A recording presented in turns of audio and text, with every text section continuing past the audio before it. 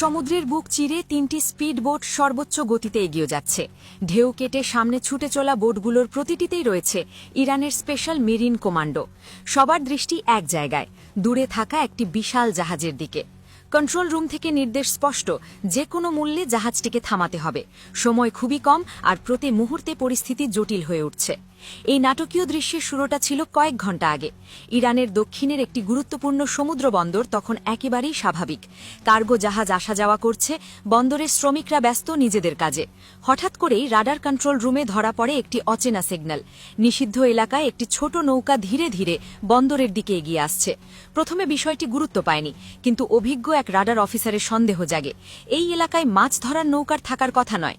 সেই সন্দেহ আরও গভীর হয় যখন রাডারে দেখা যায় আকাশে 2টি ড্রোন ঘুরে বেড়াচ্ছে। এত গুরুত্বপূর্ণ সামরিক বন্দরের কাছে খোলা সমুদ্রে ড্রোন ওড়া মোটেও স্বাভাবিক নয়। দ্রুতই বিষয়টি ঊর্ধ্বতন কমান্ডে জানানো হয়। সিদ্ধান্ত আসে আকাশে যুদ্ধ বিমান পাঠানোর। বুশেহের এয়ারবেস থেকে উড়ে যায় ইরানের আপডেট করা F-4 টমক্যাট ফাইটার জেট। একসময় আমেরিকার তৈরি এই যুদ্ধ বিমানগুলো এখনও ইরানের আকাশ প্রতিরক্ষার গুরুত্বপূর্ণ অংশ। পরিস্থিতি পর্যবেক্ষণ করে ইরান সরাসরি সংঘাতে না গিয়ে সতর্ক অবস্থান নেয়। একই সঙ্গে সক্রিয় করা হয় আকাশ প্রতিরক্ষা ব্যবস্থা। ইরানের সামরিক বিশ্লেষকদের মতে এই ঘটনা বিচ্ছিন্ন কিছু নয়। তাদের ধারণা এটি হতে পারে আমেরিকার সম্ভাব্য যুদ্ধজাহাজ পাঠানোর আগাম রিহার্সেল। সাম্প্রতিক সময়ে ওয়াশিংটন যেভাবে পারস্য উপসাগরে নিজেদের নৌবহর জোরদার করছে, তাতে তেহরানের উদ্বেগ বাড়াই স্বাভাবিক। বিশেষ করে ডোনাল্ড ট্রাম্প প্রশাসনের কঠোর বক্তব্য ও সামরিক প্রস্তুতির ইঙ্গিত ইরানকে আরও সতর্ক করে তুলেছে। এই উত্তেজনার প্রভাব শুধু সমুদ্রেই সীমাবদ্ধ নেই। ইরানের সম্ভাব্য আমেরিকান হামলার আশঙ্কায় একাধিক দেশ তাদের ফ্লাইট বাতিল বা রুট পরিবর্তন করেছে। মধ্যপ্রাচ্যের আকাশপথে তৈরি হয়েছে অনিশ্চয়তা। আন্তর্জাতিক বিমান সংস্থাগুলো ঝুঁকি নিতে চাইছে না।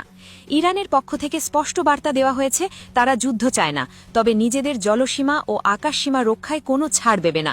তেহরান মনে করছে সামান্য ভুল হিসাবই বড় সংঘাত ডেকে আনতে পারে।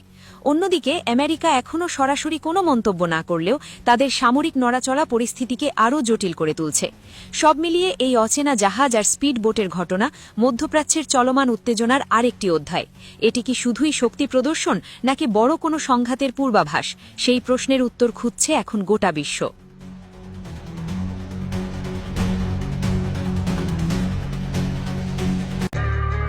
ইরানের হাতে 10টি পারমাণবিক বোমা। হ্যাঁ, ঠিকই শুনেছেন, 10টি পারমাণবিক বোমা। আন্তর্জাতিক পরমাণু পর্যবেক্ষকদের হিসাব বলছে ইরানের মজুতে এমন পরিমাণ উচ্চ মাত্রায় সমৃদ্ধ ইউরেনিয়াম রয়েছে যা আরও সমৃদ্ধ করা হলে অন্তত 10টি পারমাণবিক অস্ত্র তৈরি সম্ভব। ইতিমধ্যে মধ্যপ্রাচ্যে চলছে টান উত্তেজনা। এই অবস্থায় ইরানের 10টি পারমাণবিক বোমা তৈরির সক্ষমতা ভয়ের কারণ হয়ে দাঁড়িয়েছে ইসরায়েল থেকে শুরু করে বিশ্বমোড়ল যুক্তরাষ্ট্রের কাছে। এই অবস্থায় প্রশ্ন আসে, তাহলে কি সত্যিই বোমা বানানোর দ্বারপ্রান্তে ইরান? এ বিষয়ে আন্তর্জাতিক সংস্থা ইন্টারন্যাশনাল অ্যাটমিক এনার্জি এজেন্সি এর তথ্য অনুযায়ী গত বছরের জুনের সংঘাতের আগে ইরানের কাছে প্রায় 440 কেজি 60% সমৃদ্ধ ইউরেনিয়াম ছিল। 90% পৌঁছালে সেটি অস্ত্রমানের ধরা হয়। IAEA এর মহাপরিচালক রাফায়েল গ্রসি সতর্ক করেছিলেন, এই পরিমাণ উপাদান আরও সমৃদ্ধ করা হলে তা একাধিক বোমা তৈরির জন্য যথেষ্ট হতে পারে। এদিকে নাতানজ, ফোর্দো ও ইস্পাহানের স্থাপনাগুলোতে হামলার পরও সম্পূর্ণ ক্ষতি হয়নি বলে জানিয়েছে সংস্থাটি। ফলে প্রশ্ন থেকেই যাচ্ছে, সমৃদ্ধকরণ কার্যক্রম কি থেমেছে নাকি আড়ালেই চলছে?